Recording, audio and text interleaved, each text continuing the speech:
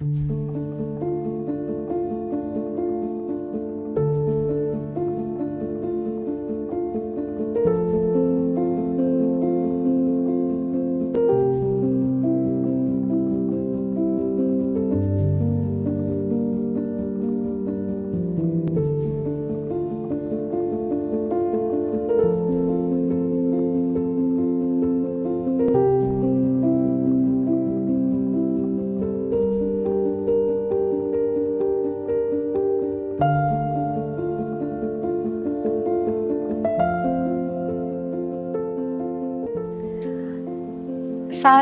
2021 आणि तारीख 25 जानेवारी. संध्याकाळी 7 नंतर टी व्हीवर बातम्या झळकू लागल्या आणि भारत सरकारतर्फे दिले जाणारे पद्म अवॉर्ड डिक्लेअर झाले. त्यामध्ये आवर्जून एक नाव होतं, पद्मश्री डॉक्टर सौ सिंधुताई सपकाळ. माईंना पद्मश्री डिक्लेअर झाली. आमच्या सगळ्यांसाठीच तो आनंदाचा, अभिमानाचा क्षण होता. आणि त्यानंतर मला आठवते की 2-3 दिवसांमध्येच आमच्याकडे विलू पुनावाला फाउंडेशनतर्फे आदरणीय नारंग सर, जे CEO आहेत विलू पुनावाला फाउंडेशनचे, ते स्वतः आणि त्यांच्यासोबत कोल्हटकर सर, असे दोघेही जण संस्था व्हिजिटसाठी आले. आल्यानंतर त्यांनी संस्था बघितली, माझ्याशी चर्चा केली आणि आम्ही नंतर माईंना भेटलो. माईंना भेटल्यानंतर माईंच्या तोडक्या मोडक्या हिंदीत तर माईंनी सांगितलंच स्वतःविषयी, कार्याविषयी. मीही माझ्याकडनं जे जे शक्य आहे ती सगळी माहिती त्यांना दिली. आणि त्यांनी मला प्रश्न केला कि अगर हमारे ACP सर, म्हणजे आदरणीय आदर पुनावाला सर, अगर कुछ करना चाहे आपके लिए तो आपको क्या चाहिए. आई शांत झाली, मी पण शांत झाले की काय मागावं अशा वेळेला, काय सांगावं. तर म्हटलं ऐसा कुछ नहीं है सर, जो वो देंगे वो, उनको तय करने दो कि वो क्या करना चाहते हैं, वो क्या देना चाहते हैं. ठीक आहे, इथपर्यंत विषय आला. आणि त्यानंतर 1-2च दिवसांनी आदर पुनावाला सर स्वतः सन्मती बालनिकेतन, म्हणजे जिथे मी आता उभी आहे तिथे स्वतः संस्थेला भेट देण्यासाठी आले. म्हणजे आमच्यासाठी एक दडपणही होतं ते की इतकी मोठी व्यक्ती आमच्याकडे येते आहे, आम्ही त्यांच्याशी काय बोलायचंय किंवा ते आमच्याशी काय बोलणार आहेत. मला तर पर्सनली सांगते, खरंच दडपण होतं. पण ते स्वतः आले. ताड त्यांनी सगळ्या संस्थेची पाहणी केली. डायरेक्ट मुलांच्या डॉर्मेटरीजमध्ये गेले आणि सगळ्यात आधी काय केलं असेल तर सगळे टॉयलेट्स, बाथरूमचे दरवाजे ओपन करून संस्थेमध्ये किती स्वच्छता आहे, संस्था कशी आहे हे बघत बघत त्यांनी मुलांना प्रश्न केला की आपको क्या चाहिए, बोलो क्या चाहते हो आप लोग, मैं क्या करूँ आपके लिए. कुणीतरी आपल्याला हे विचारते की बोला तुम्हाला काय हवंय. खूप सुंदर क्षण होता तो. आणि त्यानंतर मग असं ठरलं की सगळ्यांनी मिळून चर्चा करूया आणि ठरवूया की मुलांसाठी काय करता येईल. 1 महिनाभरामध्ये सगळा प्लॅन तयार झाला आणि मग असं ठरलं की मांजरीची जी इमारत आहे, जिथे मुलं राहतात त्या ठिकाणी रिनोव्हेशन करूया. म्हणजे आताही मुलं त्यांच्या डॉर्मेटरीजमध्ये आहे, आताही मुलं त्यांच्या जेवण हॉलमध्ये जेवतात, आताही मुलांची अभ्यासिका आहे, मुलांची TV बघण्याची रूम आहे.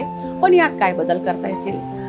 आणि त्यानंतर रिनोव्हेशन करूया असं जेव्हा फायनल झालं आणि काम जेव्हा सुरू झालं, तेव्हा मला आठवतंय काय चित्र फायनलला येणार आहे किंवा नेमके काय बदल होणार आहेत. आम्ही सुद्धा थोडेसे गोंधळामध्ये होतो, नाही असं नाही. पण जेव्हा ते काम पूर्ण झालं, मुलांची डॉर्मेटरी झाली, मुलांचा जेवण हॉल झाला, TV रूम, अभ्यासिका, लायब्ररी, हे सगळं जेव्हा फायनल झालं, फायनल टचअप झालं, खरं सांगते इतकं सुंदर मुलांसाठी सगळं दिलं गेलं विलू पुनावाला फाउंडेशनकडनं की मुलं, आम्ही सगळे, म्हणजे संपूर्ण माई परिवार त्यासाठी विलू पुनावाला फाउंडेशनचा खूप खूप खूप आभारी आहे. संस्थेमध्ये मुलांना जेवू घातलं जात होतं, पोट भरून मुलं जेवत होती, मुलं शाळा शिकत होती, मुलं शाळेत जात होती, मुलांना सगळं काही होतं. पण जे आहे त्याची जर गुणवत्ता वाढवता आली, जे आहे ते अजून जर चांगल्या पद्धतीने दिलं गेलं तर कदाचित मुलांच्या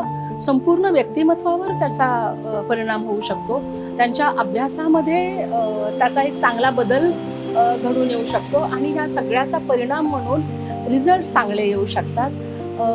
जे जे चांगलं आहे, जे जे सुंदर आहे आणि जे जे आवश्यक आहे ते सगळं मुलांपर्यंत पोहोचावं, हा जो माननीय आदरणीय आदर पुनावाला सरांचा विचार होता किंवा त्यांची इच्छा होती, त्याच पद्धतीने सगळं हे काम पूर्ण केलं गेलं आणि 2022च्या डिसेंबर महिन्यामध्ये या रिनोव्हेशनचं उद्घाटन होऊन पूर्ण रिनोव्हेट झालेली इमारत आम्हाला सुपूर्द केली गेली. त्यासाठी आम्ही सन्मती बालनिकेतन, सप्तसिंधू, वनवासी गोपालकृष्ण, मदर ग्लोबल फाउंडेशन, आम्ही संपूर्ण माई परिवार त्यासाठी खूप खूप खूप आभारी आहोत.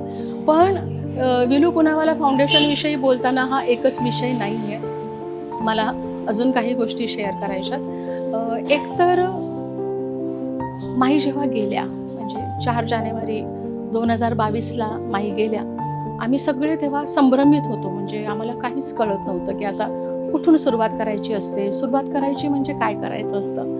आणि त्या दरम्यान आता आपण कुणाकडे जायचं, कुणाला मदत मागायची म्हणजे नेमकं काय करायचं, अशी जेव्हा आमची अवस्था होती, त्या काळात सगळ्यात पहिले जर हात कुणाचा पुढे आला असेल तर तो होता विलू पुनावाला फाउंडेशनचा हात. म्हणजे या मुलांना आपण राहण्यासाठी जागा व्यवस्थित रिनोव्हेट करून दिली आहे, छान वातावरण आपण तयार करून दिलेलं आहे, पण त्याचबरोबर त्यांच्या ज्या रोजच्या गरजा आहेत, त्यांचं जे शिक्षण आहे ते अधिकाधिक चांगलं कसं होईल. आणि आता माई नाही आहेत तर आता आपण पुढे झालं पाहिजे हा विचार करून आदर सरांनी आणि आमचे आदरणीय नारंग सर त्यांनी पुढाकार घेऊन आमच्या 3ही संस्थांना, म्हणजे ममता बाल सदन, सन्मती बालनिकेतन आणि मनशांती छात्रालय, मदर ग्लोबल जी आमची शिरूरची संस्था आहे, त्याला 3ही ठिकाणी एक आर्थिक स्रोत सुरू केला.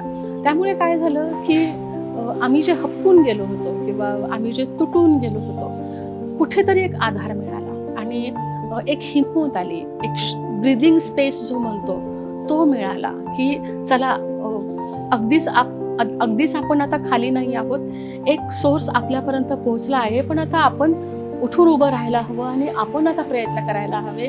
यासाठी जे बळ लागतं ते बळ आम्हाला त्या आर्थिक स्रोतामधनं मिळालं. त्यासाठी आम्ही खूप आभारी आहोत त्यांचे. मला कायम असं वाटतं की आदर सर जे आहेत, म्हणजे मी कधी माननीय श्री सायरस पुनावाला सरांना भेटले नाही, पण आदर सरांना मी 2 वेळेस भेटलेली आहे. मी त्यांना ऐकलंय, मी त्यांच्याशी बोलली आहे. त्यांचं जे मुलांविषयी, अनाथ मुलांविषयी त्यांचं जे हळवं मन आहे, म्हणजे ह्या अनाथांना काय देता येईल, यांच्यापर्यंत आपल्याला कसं पोचता येईल, ह्यांचं जीवनमान आपल्याला कसं उंचावता येईल, हा विचार जेव्हा ते करतात ना, तेव्हा तो विचार ते मुळापासून करतात. म्हणजे काहीतरी दिलं आणि संपला विषय असं होत नाही.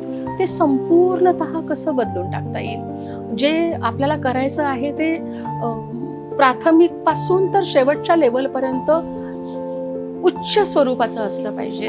त्याची क्वालिटी चांगली असली पाहिजे. याची उत्तम उदाहरणं म्हणजे आमच्या कुंभारवळांच्या संस्थेमध्ये, आमच्या सासवडच्या संस्थेमध्ये ज्या 2 इमारती आता दिमाखात उभ्या आहेत, म्हणजे एकीचं उद्घाटन तर 2022मध्येच झालं, पण दुसरीचं उद्घाटन आत्ता आहे लवकरच. आणि ह्या 2ही इमारती ह्या अनाथ मुलींसाठी, खरं तर जिथे आदरणीय आदर सर आहेत तिथे मी अनाथ हा शब्द घेऊ नये, कारण ते स्वतः पॅरेंट्सच्या भूमिकेमध्ये कायमच स्वतःला बघत असतात आणि जिथे जिथे म्हणून शक्य आहे तिथे तिथे पोचायचा प्रयत्न करत असतात. त्या मुलींसाठी सगळ्यात पहिली जी बिल्डिंग होती ती होती कॅफेटेरियाची. म्हणजे मुलींचं स्वयंपाकघर जिथं आहे, मुलींचा कॅफेटेरिया म्हणजे जेवणाचा हॉल जिथे आहे, मुलींची अभ्यासिका, मुलींची लायब्ररी, मुलींची कॉम्प्युटर रूम, हे सगळं तिथं नव्याने बांधून दिलं गेलं. त्यात अशा पद्धतीतून ही जेव्हा सुरुवात ह्या घरापासून झाली, त्याच्यानंतर आज आपण ज्या दुसरीकडे पाहतो की जो जुनं आमचं घर होतं, मुली आमच्या चांगल्या पद्धतीने आज एज्युकेशन घेतात, म्हणजे चांगलं राहणं, चांगलं खाणं आणि चांगलं शिक्षण अशा पद्धती त्यांच्यामुळं आज मिळतात. दुसरीकडे जी इमारत पाहतोय आपण, जे 2 मजली आहे, त्याच्यामध्ये आमचा माईंचे काही जे पुरस्कार आहेत त्यासाठी एक म्युझियमचा एक मोठा हॉल बांधून दिलेला आहे. पलीकडे त्याच्या बाजूला ऑफिस आहे, त्याच्या बाजूलाच आम्हाला एक कॉन्फरन्स रूम बांधून दिलेले आहे आणि वरती आम्हाला एकत्र बसायसाठी हॉल नव्हता. माई सभागृह म्हणून त्यांनी खूप मोठा एक 3,500 स्क्वेअर फूटचा वरती बांधकाम करून त्यांना एक प्रशस्त सभागृह बांधून दिलेलं आहे. आणि त्यांचं हे एकच होतं की मुलगा चांगला राहायला पाहिजे, चांगलं त्याला जेवण मिळायला पाहिजे आणि चांगल्या पद्धतीने तो शिकायला पाहिजे. म्हणजे भारताचा नागरिक कसा घडायला पाहिजे. पण तो अनाथ हा विषयच नाही. त्यांचं एक मोठं स्वप्न होतं अनाथ मुलांच्या संदर्भामध्ये आणि त्यांचं आज आम्ही ते पाऊल ठेवतो. आणि ते पुणेवाल्यांच्या आणि नारंग सरांनी इतकं स्वतः जातीने लक्ष घातलेले आहेत. इमारतीचा कसा कलर पाहिजे, कशा पद्धतीने बांधकाम पाहिजे ते बारीक त्यांनी लक्ष घातलेले आहे. आम्हाला फक्त चावी हातात दिलेले त्यांनी आणि इतक्या पद्धतीने त्यांचं काम आज आम्हाला मोठं मिळाले. माईंच्या नंतर जो माई परिवाराला जो आधार मिळालेला आहे तो खूप मोठा मिळालेला आहे आणि त्यांची वेळोवेळी आम्हाला सहकार्य आहेच. दर महिन्याला आम्हाला मदत मिळतेच आहे. सहकार्य पण मध्ये आधी विचारलं जातं आमचे मुलं कशी घडले जातात. कधी होतं काय की देणगी दिली की एकदा मोकळं होऊन जाते एखादी कंपनी CSR दिल्या, पण ती नाळ अशी जोडून राहिली. म्हणून आदर पुनावाला आणि नारंग सर म्हणजे ह्या कंपनी विलू पुनावाला फाउंडेशन यांनी आमच्याशी नाळ अशी जोडून ठेवली म्हणजे घरचे सदस्य असल्यासारखं. आणि ती आज त्या पद्धतीने आम्हाला हे दिल्यामुळं आम्हाला चांगल्या पद्धतीने वाटचाल करता आली, चांगला विकास करता आला. आता लवकरच आमच्या नवीन इमारतीचं उद्घाटन होतं आहे.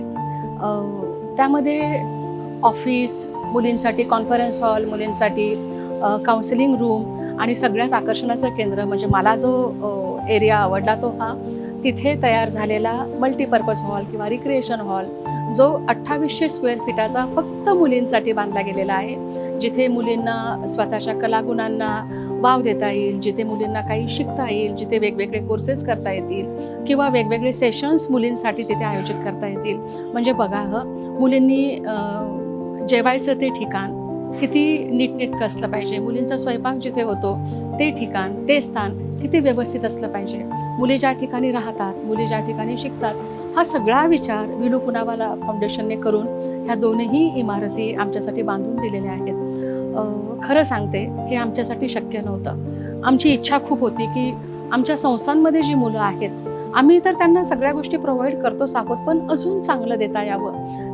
आमच्या लिमिटेशन्स आम्हाला माहिती आहेत, आमच्या मर्यादा आम्हाला माहिती आहेत. पण विलू पुनावाला फाउंडेशनमुळे एक झालं की ज्याची स्वप्न आम्ही बघितली, जे आम्हाला मुलांना द्यायचं होतं असं आम्ही कायम विचार करत होतो, ते सगळं विलू पुनावाला फाउंडेशनतर्फे मुलांना प्रोव्हाइड केलं जातं आहे. मुलांच्या मुलींच्या सगळ्यांच्याच हिताचा विचार केला जातो आहे. त्यांच्यासाठी उत्तम जे जे आहे ते देण्याचा विचार केला जातो आहे आणि ही खूप मोठी गोष्ट आहे आमच्यासाठी. माईंच्या कृपेनं शिरूरमध्ये 2 संस्था माईंच्या आहेत आणि तिथे जवळजवळ 120 मुलं राहतात.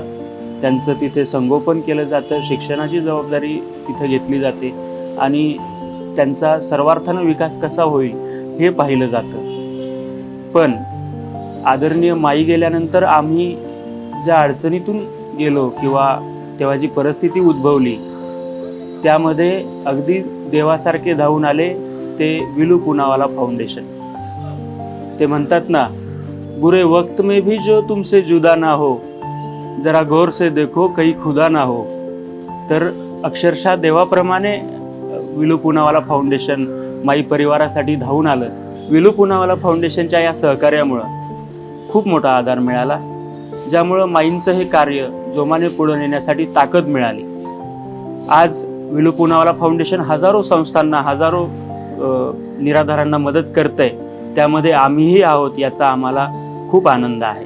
2021, 2022, 23, 24, 25 5वं वर्ष सुरू आहे हे आता, जेव्हा विलू पुनावाला फाउंडेशन आमच्या पाठीशी उभं आहे. हे बंद आहेत म्हणजे हे परमेश्वराचे हात आहेत. मी कायम नारंग सरांविषयी बोलताना असं म्हणत असते, कारण दरवेळेला आदर पुनावाला सरांशी बोलणं नाही होत, ते शक्यही नाही आहे ते त्यांची व्यस्तता बघता. पण आमचा मधला दुवा म्हणजे आदरणीय नारंग सर. मी त्यांच्याशी बोलत असते, मी त्यांच्या संपर्कात असते.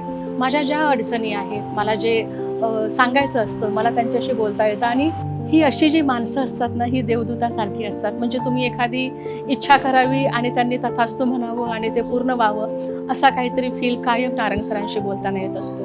मी ती जी संपूर्ण टीम आहे, खरं तर ते सगळे वेगवेगळ्या फील्डमधली लोक आहेत. जरी सिरम इन्स्टिट्यूटशी जोडले गेलेली असली तरीही जेव्हा त्या सगळ्यांना मी भेटते, म्हणजे आदरणीय शिंदे सर असू देत किंवा कोलेटकर सर असू देत, यांच्याशी बोलतानाही कायम ती मला आत्मीयता जाणवत असते. आणि नारंग सरांविषयी तर मी काय बोलणार, त्यांनी कायम आम्हाला मार्गदर्शन केलं आहे, त्यांनी कायम आम्हाला योग्य तो रस्ता दाखवला आहे. त्यामुळे ह्या सगळ्यांचे आणि विलू पुनावाला फाउंडेशनचे मी संपूर्ण माई परिवारातर्फे आमच्या सगळ्या बाळ गोपाळांतर्फे खूप खूप खूप आभार मानते. खूप खूप खूप धन्यवाद.